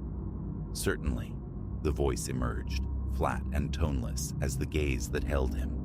He accepted the paper, his fingers, skeletal and shockingly cold, brushing against Elias's skin. Elias watched, a knot tightening in his gut, as the apothecary scanned the script, lips forming silent words. Then, a bizarre gesture. He lifted the paper to his nose, inhaling its essence with a slow, deliberate breath. "Remain here," he instructed, turning his back to navigate the shadowed aisles behind the counter. "I possess something more suitable." "More suitable?" Elias questioned, the throbbing in his head intensifying. "No, thank you. Just what the doctor ordered, please." His plea went unheard. The apothecary moved among the bottles, murmuring unintelligibly, a faint clinking punctuating his search, the rhythmic grind of mortar and pestle, joining the low hum of the lights. When he finally pivoted back, he held not the expected medication, but a small, unlabeled vial, filled with pills of a startling, pale cerulean hue. "These," he stated, sliding the vial across the counter, "will prove far more efficacious for your condition." Elias stared at the alien blue tablets. They bore no resemblance to the medication he knew. "There's been some mistake," he managed, the words catching in his dry throat. I need what's written on the prescription. A smile flickered across the apothecary's thin lips, yet it failed to ignite any warmth in his pallid eyes. No error has occurred. These are precisely what you require. Place your trust in my experience. I have practiced this art for a considerable time. I'd really prefer my doctor's prescription, Elias insisted, struggling to maintain composure as a cold dread began to seep into his stomach. The man's expression solidified, the feigned pleasantness vanishing. They are functionally identical, he clipped out, a sharp edge honing his voice. Merely a superior formulation, more potent, likely less costly too. Elias's hand darted towards the prescription slip, still lying vulnerable on the counter between them.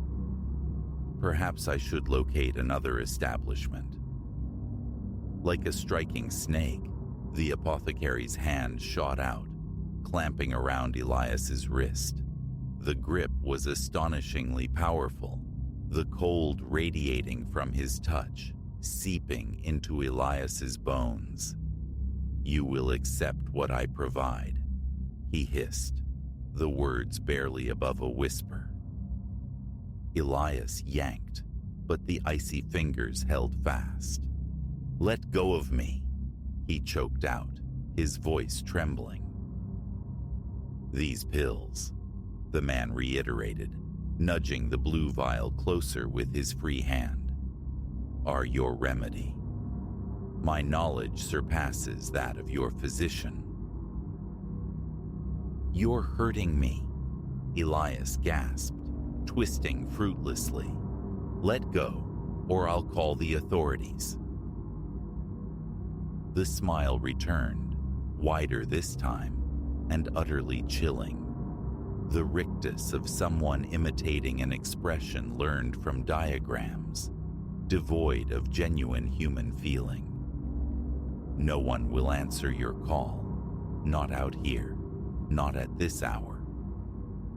A wave of panic surged through Elias. He scanned the apothecary shop, truly seeing its emptiness, its isolation. Outside, the world had succumbed to darkness. How long had he been inside this strange, silent place? The fluorescent lights seemed to dim further, conjuring deeper pools of shadow in the corners. Simply take the pills, the apothecary urged, his voice dropping to an unnerving softness. Compliance makes everything simpler. With his free hand, Elias fumbled for the phone in his pocket. The apothecary registered the movement, lunging across the counter to seize his other arm. Exploiting the shift in weight, Elias wrenched his captive wrist free, stumbling backward towards the entrance. You err gravely, the apothecary called out as Elias retreated, his eyes fixed on the advancing figure, still clutching the bottle of blue pills. Your prescribed medicine offers no solace now. Only my preparation can aid you. His fingers scrabbled behind him, searching for the door handle. He found it, pulled. Nothing. The door remained stubbornly shut. A jolt of pure terror shot through him. Locked.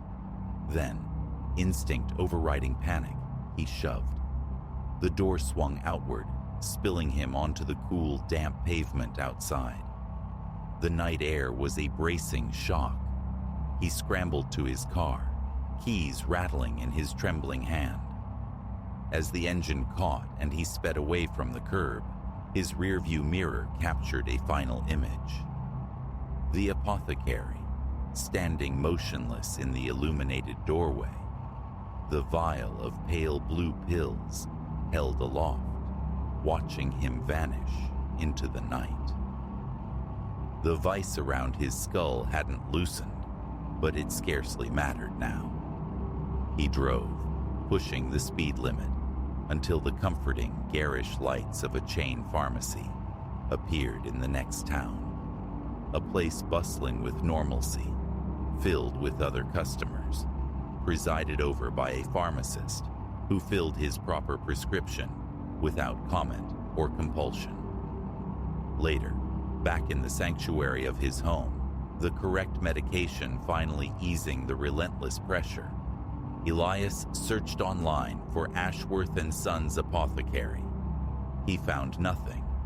No listing, no reviews, no digital footprint whatsoever. According to the vast interconnected web, the place simply did not exist. Sometimes, when the familiar ache begins its insidious return, his thoughts drift back to that isolated building, to the pale blue pills. He wonders about their true nature, about other travelers, desperate for relief, who might have stopped there. How many accepted the apothecary's offer, and what became of them? Headaches still plague him occasionally, but now prescriptions are filled well in advance of any journey. And should necessity demand a stop at an unfamiliar small-town pharmacy, he always checks for other patrons first. If the store is empty, save for a solitary figure behind the counter, one with colorless eyes and unnaturally cold hands, Elias keeps driving. No pain is worth discovering the secret held within those little blue pills.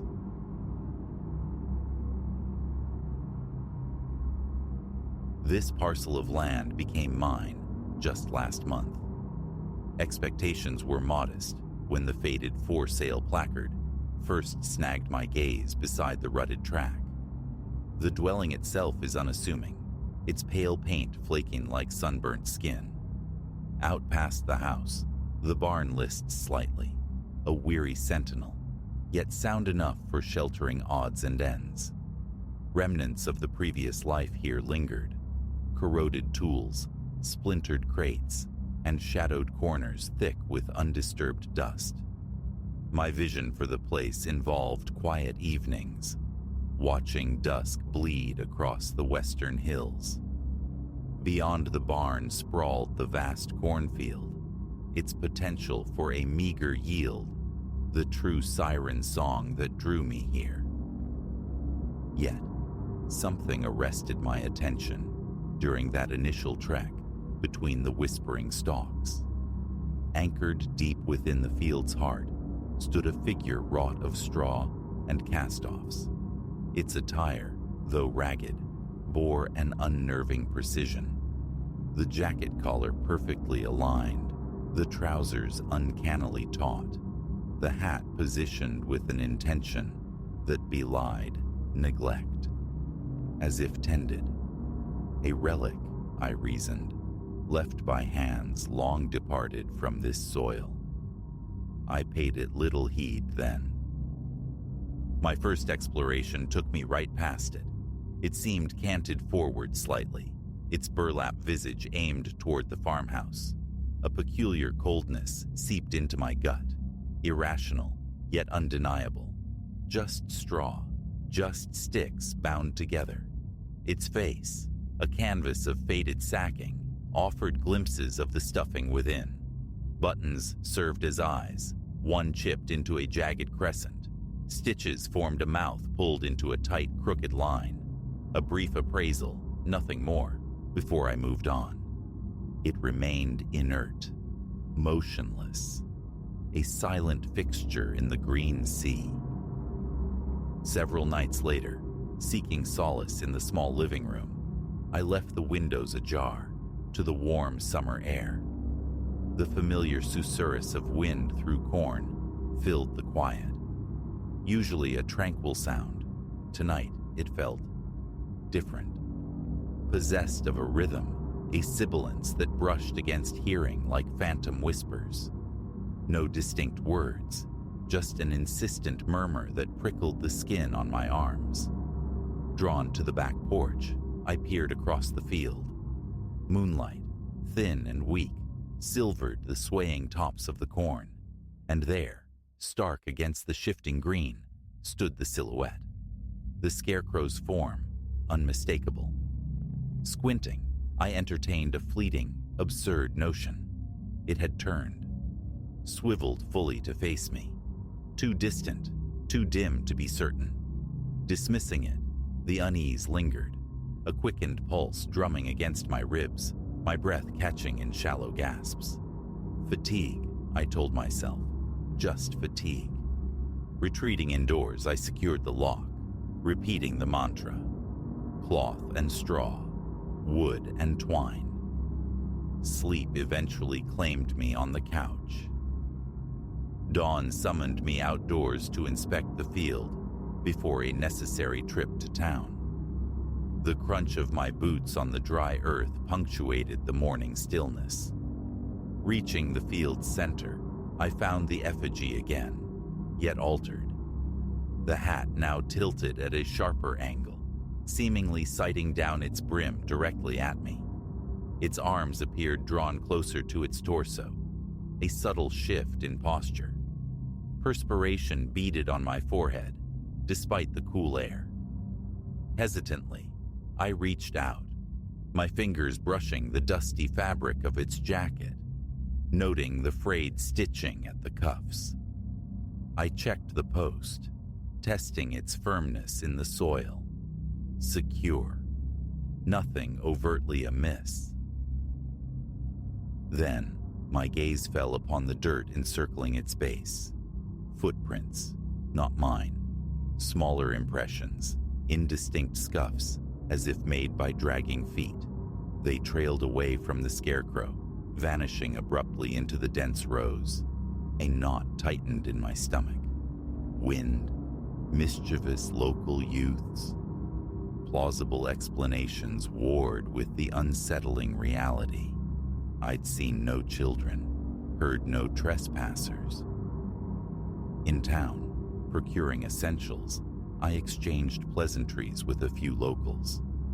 The property they offered had stood vacant for 2 decades or more. No one spoke of a scarecrow. No one mentioned peculiar tracks. I kept my observations to myself, unwilling to be branded the paranoid newcomer. Evening found me on the porch once more, watching the sky ignite in hues of orange and rose as the sun dipped low. Insect song swelled from the grasses. The dry, sweet scent of corn husks drifted on the breeze. A powerful urge to stride out there, to confront the silent watcher, rose within me.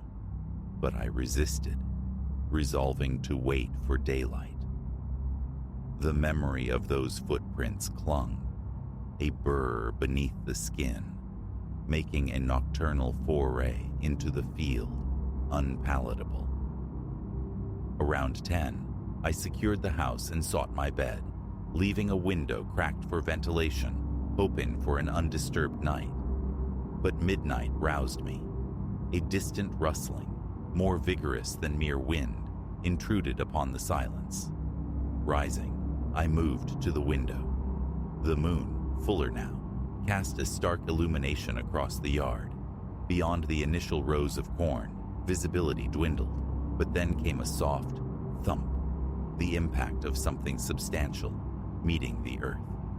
My pulse leaped, flashlight in hand, boots hastily pulled on. I stepped onto the porch, the night air feeling dense, charged. My legs were taut, my breathing unsteady. The flashlight beam cut a swathe across the field's edge. The nearest stalks bowed and swayed, their movement unnaturally forceful, suggesting passage. "Hello?" I called out, my voice thin, wavering. "Anyone there?"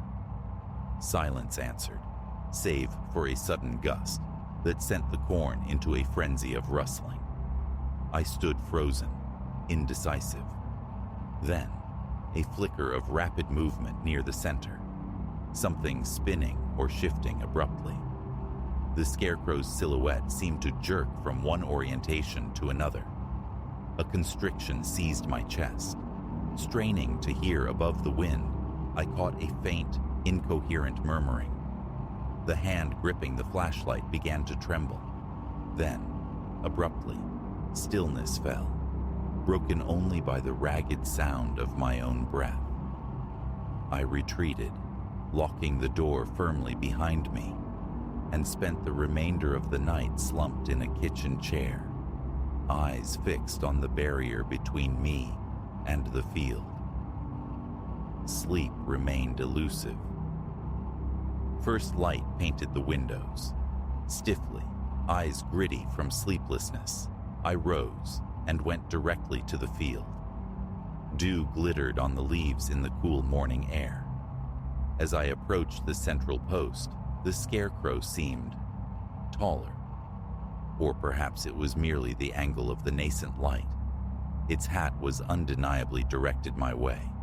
The arms hung strangely, pulled downward, as if strained. Wisps of straw protruded from rents in its torso.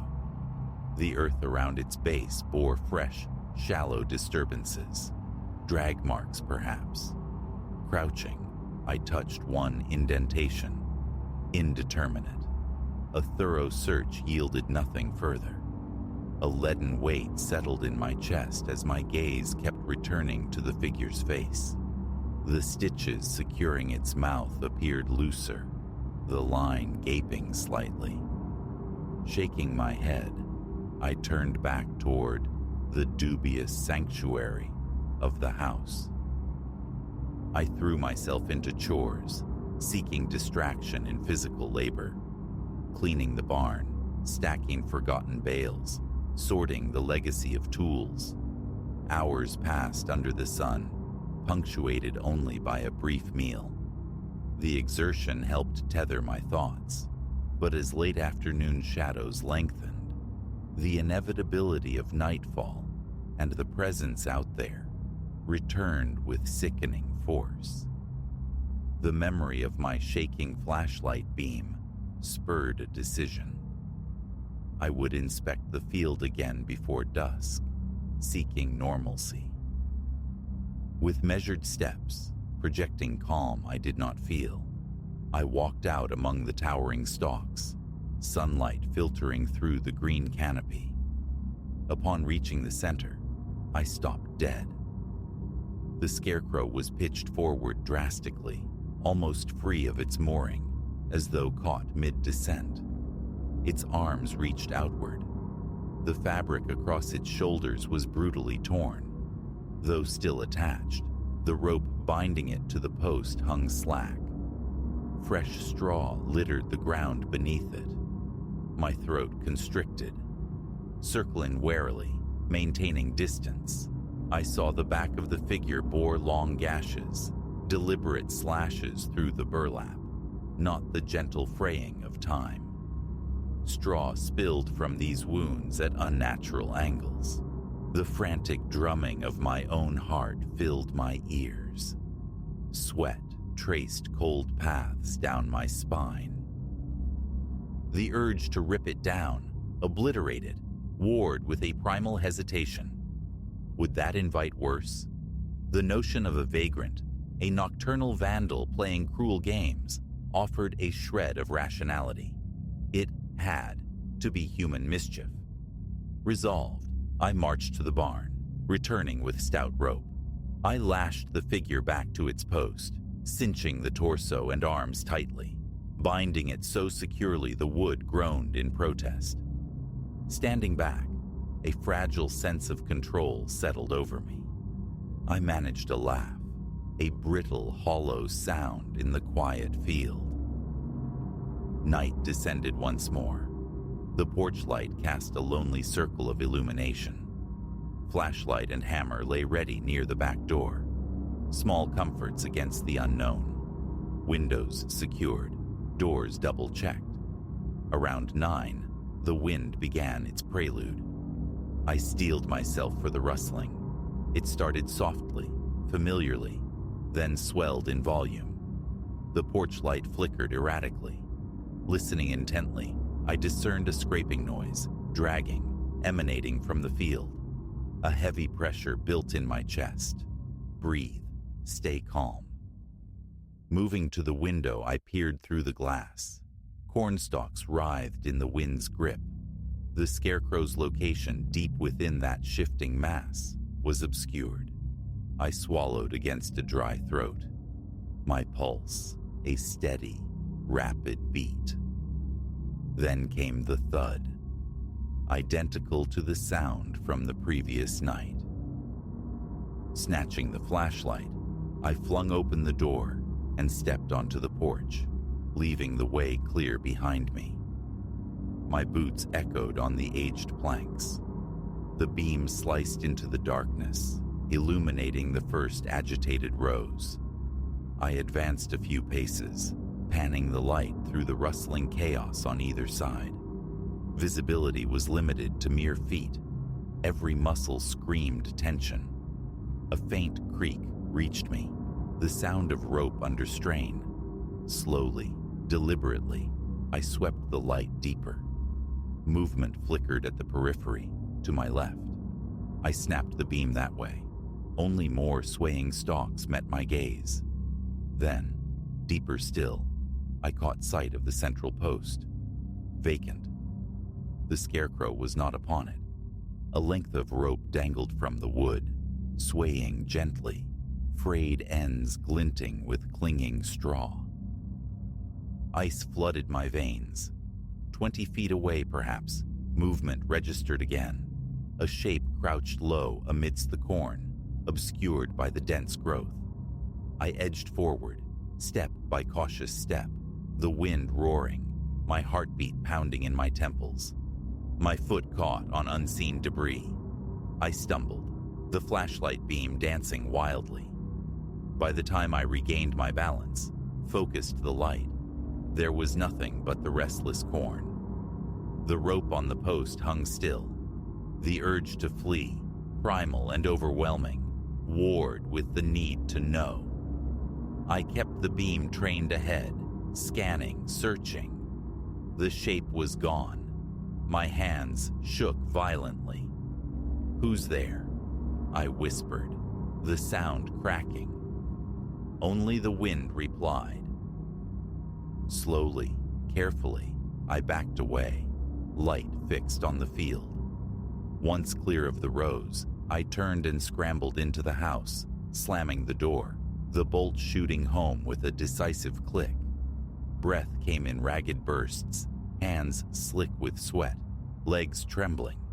I killed the lights, moved to a window overlooking the field, and stood concealed behind the curtain, peering into the oppressive dark. Mostly stillness reigned, punctuated by gusts that stirred the corn. The post stood starkly empty. Hours crawled by in that vigilant stance. Phantom movements flickered at the edge of sight. Wind or something more. My lungs felt tight, my mind a frantic whirl of unanswerable questions. Sleep never came. I sat in the living room, flashlight clutched tight, ears straining against the house's familiar groans, each one a potential threat. Dawn arrived almost as a surprise. Emerging into the early light, legs unsteady, I walked outside. The central post stood bare against the morning sky. Scraps of burlap littered the ground around it. The severed rope lay limp in the dirt. Straw was scattered, clinging like morbid decorations to nearby corn leaves. The scarecrow itself had vanished. All that remained were these fragments and the old hat lying nearby, a fresh tear marring its brim. Bending, I picked it up. It felt heavy, wrong, exuding a musty odor, the straw within damp. My stomach churned. No distinct footprints this time, only a general disturbance of the soil, suggesting something heavy dragged away. I remain here still. The fields yield their harvest, but my gaze is perpetually watchful. No further trace of the scarecrow ever surfaced. Whether taken by human hands or departed under its own volition, I cannot say. The noises, the movements, the footprints, they remain lodged in my mind, defying easy explanation. Trespassers, perhaps, yet nothing else was ever disturbed, no further intrusion detected. That shape, crouched low in the corn, watching, the image is indelible. I avoid the field after dark now. The whisper of wind through the stalks is no longer soothing. It's a trigger, tightening my chest, quickening my pulse. Sometimes, standing on the porch, I scan the rows, half expecting to see that form emerge from the green depths. It hasn't. But the tension never fully dissipates. Whatever resides out there, I have no desire to seek it in the shadows. If it returns, I will face it. Until then, I live with the echo of that night. The severed rope, the scattered straw, and the empty space where the watcher once stood.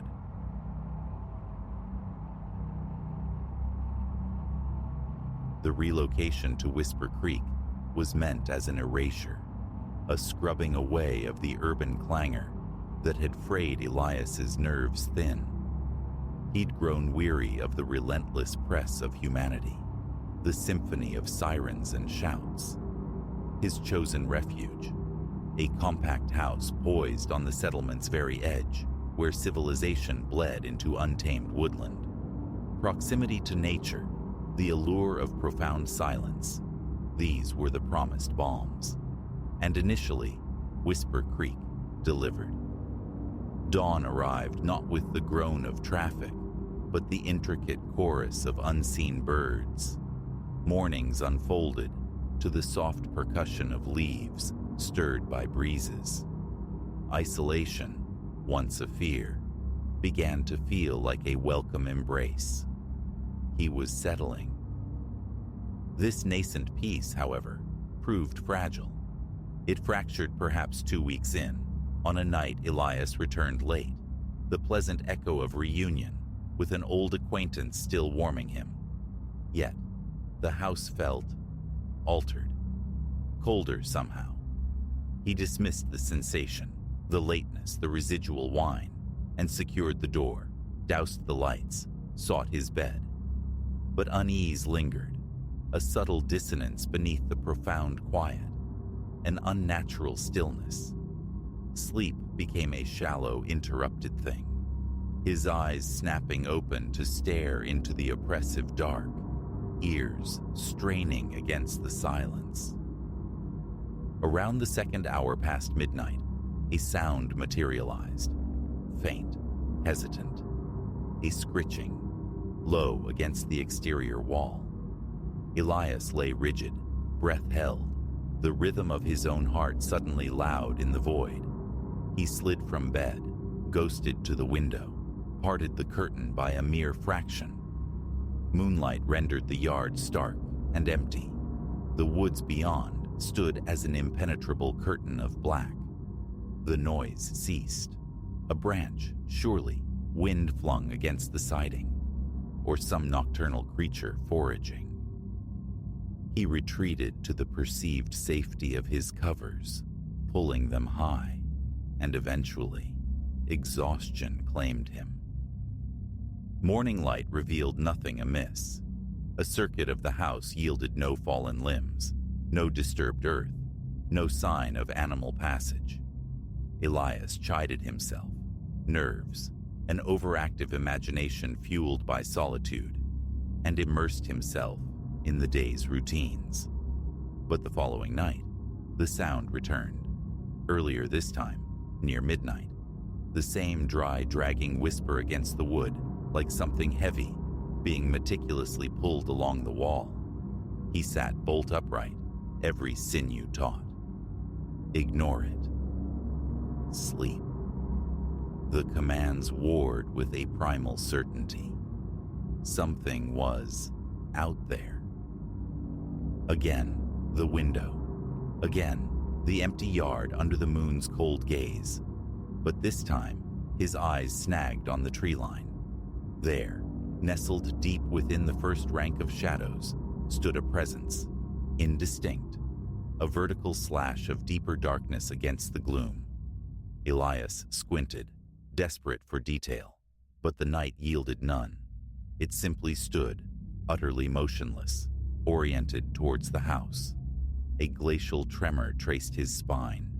He recoiled from the glass, heart hammering a frantic tattoo against his ribs. Kitchen, flashlight, back to the window. A deep, steadying breath, then the sudden stab of the beam into the darkness. Gone. He swept the light along the edge of the woods, pulse frantic. Nothing but trees and the vast, empty dark. Imagination. Surely. Mind ghosts born of isolation. He killed the light, stumbled back to bed. Sleep a distant shore reached only after a long, uneasy swim. Several nights passed in unbroken silence. Elias began to cautiously relax, relegating the experience to a trick of shadow and heightened nerves. A deer, perhaps, momentarily frozen, a strangely shaped stump. He tried to bury the memory, yet the feeling of being observed, a prickle on the back of his neck, persisted. Then, a week later, the fragile peace shattered anew. He was awake, engrossed in a book in the living room's quiet pool of light. 11 o'clock. The house wrapped in the silence he'd craved. And then, sharp, sudden, the scraping from the side wall. He froze, book forgotten. The sound slow, deliberate, insistent. Rising silently, Elias crept to the window. It was there again, the watcher. Still at the forest's edge, a sentinel carved from night. Fear, cold and sharp, pierced him. What now? Confront it? Call someone? A deeper instinct screamed caution, urged him to remain within the flimsy sanctuary of the walls. He backed away, hand trembling as he fumbled for his phone. The police? What could he even report? A shadow in the trees? Madness. He opted for vigilance, extinguishing the lights, retreating to the house's deeper recesses, listening from the concealing dark. After an eternity, the scraping faded. Silence reclaimed the night. Dawn found Elias outside, driven by a desperate need for tangible proof, some sign he wasn't succumbing to paranoia. He circled the house, eyes scanning the dew-damp ground. And there, just shy of the tree line, pressed deep into the soft earth, a single stark impression. Far too large to be his own, its shape was subtly wrong, elongated, as if stamped by something of immense unnatural weight. The cold dread returned, visceral this time. He retreated, mind racing, trying to conjure rational explanations. A hiker's boot, distorted by mud. But the wrongness of it resonated deep within him. That night became a ritual of fortification. Every lock thrown, every window latch secured, checked and rechecked. Sleep was impossible. Each creak of the settling house, each sigh of the wind, became a potential harbinger. Around 3, it began again. The scraping, louder now, unmistakably at the back of the house. Elias lay paralyzed in the dark, terror a physical weight upon him. He didn't want to look. Seeing would make it irrevocably real, but the sound persisted, undeniable. He forced himself up, flashlight clutched like a talisman, and moved towards the back door. A breath held, a silent prayer, and he flicked the switch, aiming the beam through the glass pane. It stood in his backyard, closer, much closer, midway between the woods and the house. Panic seized him, a blinding white surge, tall, impossibly thin, its form seemed to drink the surrounding darkness, a silhouette devoid of substance yet undeniably present. It didn't stir, made no sound, simply existed, oriented towards him, towards the light. Elias stumbled back, fumbling with the deadbolt he'd already secured, clicking the flashlight off as if darkness could somehow erase the image burned onto his retinas. He sank to the floor, back pressed hard against the wall, breath coming in ragged gasps, fighting the certainty that this was no trick of light, no phantom of a lonely mind. Morning arrived not with birdsong, but with grim resolution. He couldn't stay. A bag hastily packed, a brief call to a friend, keys turning in the lock for the last time. He drove away without a backward glance, though the image was seared behind his eyes. He told himself it was temporary, a retreat to regain equilibrium. But a cold certainty settled in his gut. He would not return. He never learned what the presence was, its purpose, its silent vigil. But sometimes, in the quiet moments before sleep, he sees it still. The dark shape at the edge of the trees, motionless, patient. And he knows, with chilling certainty, it remains out there, in the silence of Whisper Creek, waiting.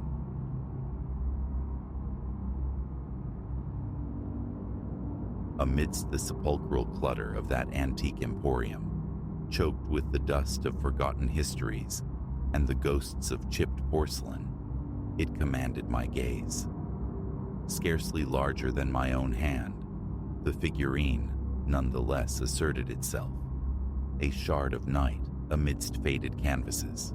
Its surface, scabrous and deeply shadowed, mimicked the texture of cooled lava. A vaguely humanoid form it possessed, yet the eyes were aberrant. Vast, vacant orbs, incised with unsettling labyrinthine grooves. The moment my fingers brushed its flank, a dissonant thrum resonated up my arm, an alien heat blooming abruptly against my skin. Impulse, sharp and irrational, seized me. The price was negligible. The proprietor, a wraith behind a counter piled high with ledgers, seemed almost unnervingly keen to see it gone. Thus, I departed, the effigy swaddled in newsprint, a peculiar disquiet clinging like cobwebs to the periphery of my thoughts. That evening, I brought it into my solitude, my dwelling, a modest one-bedroom affair, nested on the second floor of a time-worn structure, notorious for its permeable walls and perpetually groaning floorboards. Usually, the corridor reeked of stale coffee, a permanent olfactory signature from my neighbor's perpetually brewing pot. But tonight, a different aroma infiltrated the air, something acrid and woody, like distant embers. Imagination, I chided myself. Inside, I liberated the statue, placing it upon the end table flanking my sofa. Instantly, the apartment's equilibrium shifted. The very air seemed to congeal, thick and stagnant, defying the cross breeze invited by my open windows. Restlessly, I prowled the living room, my eyes drawn back to the figurine. A swipe with a rag to clear some dust, and the stone beneath grew distinctly warmer, pulsing with a heat that felt intrinsic, self-generated. A film of sweat broke across my brow. My shirt adhered damply to my spine. Sleep, that first night, offered no refuge. A dream unfurled, or perhaps something less benign. Subsonic utterances, guttural and repetitive, clawed at the edges of my hearing, a language utterly foreign, yet viscerally disturbing. Accompanying this was a seismic grating, stone on stone, a vibration felt not merely in the ears, but deep within the architecture of my skull.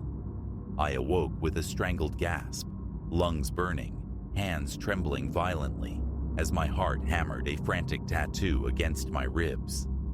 The bedroom air was thick with the cloying stench of incineration, reminiscent of a doused campfire, but laced with a bitter chemical undertone. Fumbling for the lamp, its light revealed faint, dark rings upon the floorboards near the foot of my bed, small, sooty ciphers scattered like charcoal tracings. Disbelief warred with rising panic. Had I tracked in tar? But the circles were too precise, too uniform, less like stains and more like scorches. My bare soles were clean. The bedding yielded no debris. Only these cryptic marks remained. A tremor traced its icy path down my vertebrae. Gooseflesh prickled my arms. I rationalized, spilled liquid, tracked residue, feeble explanations against the stark evidence. Extinguishing the light, I courted sleep once more. But the phantom voice, the incomprehensible syllables, the bone-jarring scrape, replayed relentlessly, a horrid loop tightening in my mind. Dawn found me depleted, shoulders knotted with tension, a dull ache throbbing behind my eyes. I circled the bed, examining the marks, undeniably present, darker now against the pale wood. A damp cloth proved useless. They resisted, indelible reminders of the night's violation. The burnt smell had retreated, leaving only the visual stain. Unease clung to me like a shroud as I prepared coffee in the kitchen, the sensation of profound unrest persisting. Work beckoned, demanding a semblance of normalcy I could barely muster. Shower, dress, lock the door. Rote actions performed under a cloud of distraction. Throughout the workday, my focus fractured. My manager posed a query about some project. The words dissolved before reaching comprehension. Later, I found myself drumming my pen, the rhythm disturbingly familiar, an echo of the dream chants. The realization struck with physical force, causing the pen to clatter from my grasp. I stared at the desk, my chest constricting. Returning home that evening was like stepping into a low oven. The apartment simmered, noticeably warmer than the cooling air outside, despite the windows left ajar. My path led inevitably to the end table. The statue. Its carved eyes seemed to possess a new, malevolent intensity, fixing me with a stony glare. My throat constricted. A powerful urge surged. To seize it, hurl it away, yet paralysis held me fast. Just an odd stone, I insisted silently. A lump of rock. Nothing more. That night, the terrors returned, amplified. The same chanting voice, the alien phrases vibrating now within my own chest cavity. My limbs turned to lead in the dreamscape, movement impossible. The grinding of stone against stone escalated, a deafening cacophony that filled my head, forcing my jaw to clench until it ached. I awoke drenched, heart galloping, the sheets sodden beneath me. The entire room reeked of ash. Sitting bolt upright, gasping, I slapped the lamp switch. More marks, clusters of them now, small, precise circles proliferating across the floorboards. Nausea churned, panic spiraled. I stumbled from bed, pacing, each step unsteady on the suddenly alien terrain of my own room. In the bathroom, splashing water on my face, my reflection stared back. Eyes bloodshot, skin clammy. Calm remained elusive, shattered by thoughts of the voice, the heat, the obsidian effigy. Drawn back to the living room, I found the statue undisturbed. I approached, lifted it, held it under the light. Warmth radiated into my palm. The intricate grooves around the eyes seemed etched deeper, sharper. I examined its base for any inscription. finding only more of the rough, unsettling stone. Setting it down, I retrieved a refuse sack from the kitchen and thrust the figurine inside. My intent, the dumpster out back. But as I pulled open my apartment door, a blast of furnace-like heat billowed outwards from within my own living space. The hallway air was cool, normal. Behind me, my apartment felt superheated. Ignoring the oppressive warmth clinging to me, I pushed through, descended to the alley, and flung the sack into the grimy bin. My throat burned with each inhaled breath, as if I'd breathed scorched air. Returning, the apartment felt less stifling, though still warm. I threw open every window, inviting the night breeze. Jittery, unable to settle, I paced before collapsing onto the sofa, scrolling numbly through my phone, seeking distraction that wouldn't come. Sleep eventually claimed me near midnight, after an hour spent staring at the ceiling. Later, how much later, I couldn't say. I bolted awake. 3:12 a.m. glowed on my phone's screen. The heat was back, intensified, suffocating. I kicked off the blankets, my t-shirt plastered to my skin. Swinging my legs over the side of the bed, my foot encountered an obstacle near the doorway. In the pre-dawn gloom, a small, dark shape lay upon the floor. A sickening wave of dread washed over me. I fumbled for the lamp. There it was. The statue, lying on its side, freed from its newspaper shroud. The faint, acrid smell of burnt paper hung in the air. My hand began to shake uncontrollably. My pulse throbbed, a frantic drumbeat in my ears. For several seconds, I was frozen. Then, crouching, I reached for it. The stone radiated heat, like a rock left baking in desert sun. Forcing my fingers to close around it, my mind raced, a frantic scramble of denial and terror. I had thrown it away, discarded it. Its presence here defied all logic. The urge to drop it, to flee, was overwhelming, yet my legs seemed rooted to the floor. Clutching the statue in a trembling hand, I navigated back to the living room. The dark circles on the floor had multiplied, spreading, forming bizarre constellations across the wooden expanse. No voices sounded now, but the thick, expectant silence felt more menacing than any noise. My own breathing roared in my ears. Closing my eyes briefly, I fought for equilibrium. Simple disposal wasn't enough. I needed distance, annihilation perhaps. I found an old towel, wrapped the statue tightly, then shoved the bundle into a plastic grocery bag. Keys, jeans, jacket, necessities grabbed in a blur. The stairwell felt cavernous, amplifying my echoing footsteps.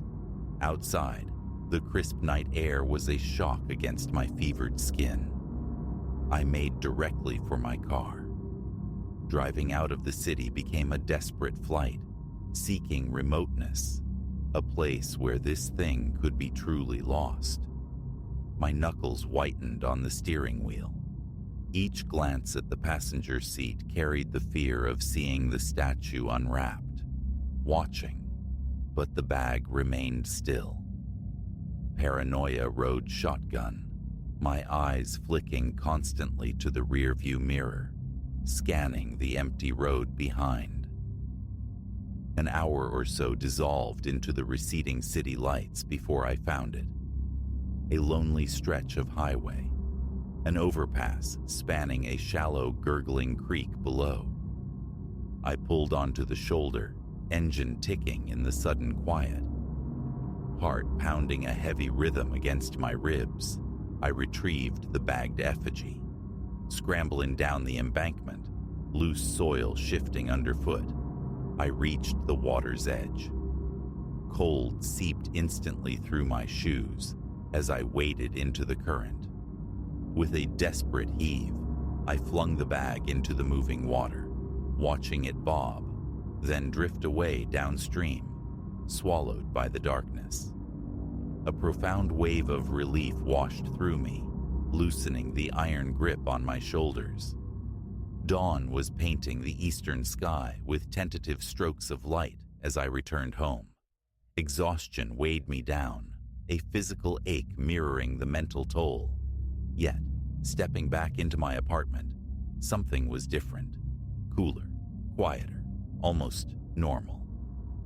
I secured the door, sank onto the sofa, and consciously willed the tension to drain from my muscles. Soon after, I collapsed into bed and plummeted into a dreamless sleep.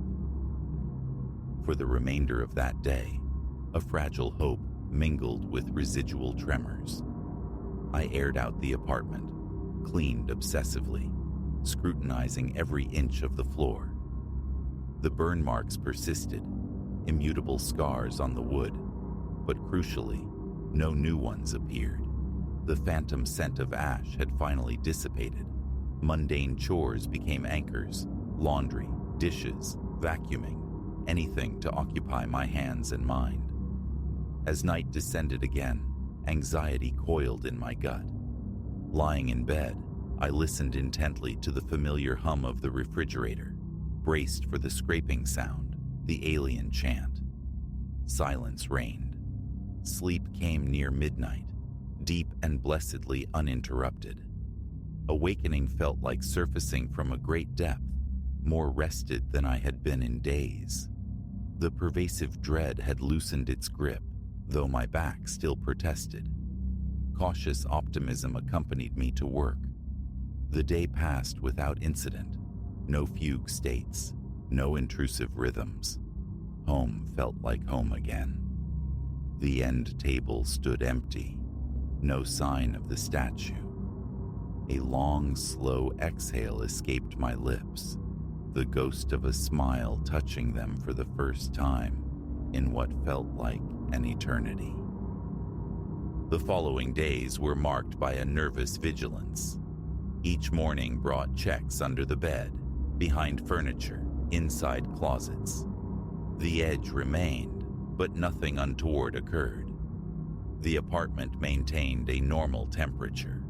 The last vestiges of the ash smell vanished completely. Those dark circles on the floor became part of the landscape, familiar blemishes that thankfully did not spread. Sleep gradually returned to a more regular pattern, though occasional jolts of panic, phantom echoes of the nightmares, still ambushed me in the dark. One afternoon, drawn by a morbid curiosity, I revisited the antique shop. It was shuttered, windows boarded over, a stark, out-of-business sign tacked to the door. Peering through a crack between the planks revealed only impenetrable darkness within. A lingering disquiet held me there for a moment before I turned and walked away. Weeks have now passed. The nightmares have not returned. My apartment breathes normally, though the scorched sigils remain etched into the floorboards whenever I look down. Refinishing the wood feels like tempting fate, a disturbance I'm unwilling to risk. Does that make sense? Perhaps not, but the feeling is insistent. The voice, the grinding, have faded from my waking thoughts and sleeping mind. Sleep is mostly peaceful now. Sometimes I wake sweating, momentarily convinced of the statue's oppressive heat, only to realize I'm merely tangled in too many blankets. Whether that malevolent object is truly gone, destroyed, or simply lying dormant elsewhere, I cannot know. For now, my existence has settled back into its mundane rhythm. The pressures of work, the confines of my small apartment, the pervasive scent of my neighbor's questionable coffee in the hall. These ordinary grievances feel like luxuries compared to the terror. Thinking of the statue still summons a clenching in my hands, a spike in my pulse. I see those vast grooved eyes, feel the unnerving warmth of the stone, alive against my palm. Explanation eludes me, and I no longer seek it. This isn't a tale for casual sharing. Laughter or horrified belief feel equally unpalatable. It remains my secret burden. Sometimes, late at night, the old compulsion surfaces, and I rise to check the living room, verifying the emptiness of the end table, my bare foot tracing the faint, indelible burn marks on the floor. Then, drawing a breath, I return to bed, reminding myself that it's over. For now. That fragile truce holds. I carry the memory, the weight of it in my hand, the scorching heat crawling up my arm, the grating sound that vibrated in my bones, the ash stink filling my sanctuary. But I also carry the memory of relief, sharp and clean, watching it surrender to the current. That remembrance is my shield against the lingering shadows, enough to grant sleep, even as a small, vigilant part of me listens for a knock from the other side of the wall, or watches for a new mark upon the floor. If that day arrives, I will face it. Until then, I endure, and that is sufficient.